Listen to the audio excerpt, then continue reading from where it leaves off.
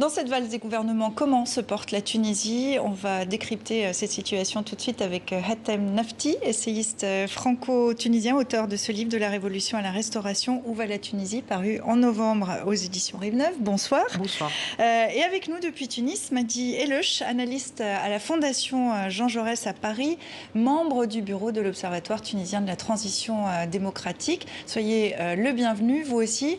Ça tarde, vous qui êtes à Tunis, qu'est-ce qui se passe? On attend toujours les dernières nouvelles, mais bon, on risque d'attendre jusqu'au soir. Et qu'est-ce qui fuite?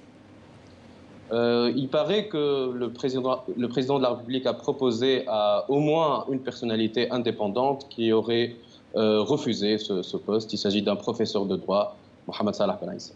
Donc ça veut dire que c'est compliqué de trouver un Premier ministre en Tunisie à l'heure actuelle?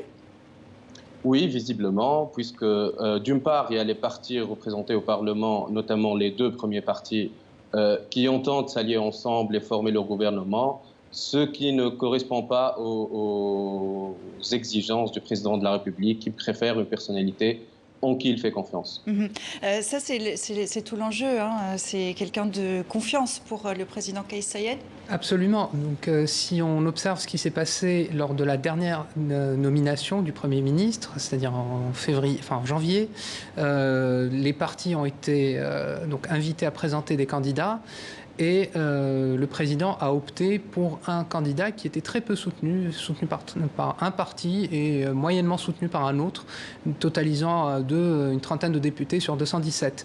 Mais Kais Saied a préféré aller choisir un homme de confiance que de se ranger sur l'avis majoritaire des deux grands partis. Sauf notamment. Que son homme de confiance, Elias Farfar, est resté au pouvoir 4-5 mois. Oui.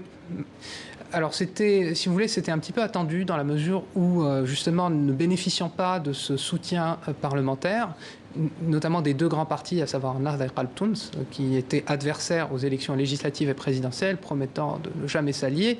Mais bon, ça c'est un classique en Tunisie, on promet de ne pas s'allier et après on court pour s'allier ensemble. Donc ce qui s'est passé, c'est que ces deux partis-là, il y en a un qui était au gouvernement, à savoir le parti islamiste Ennahda, et Qalb Tounes qui est resté dans l'opposition. Et Ennahda, pendant des mois, pendant tous ces mois, a expliqué qu'il fallait élargir la majorité parlementaire pour y inclure Qalb Tounes.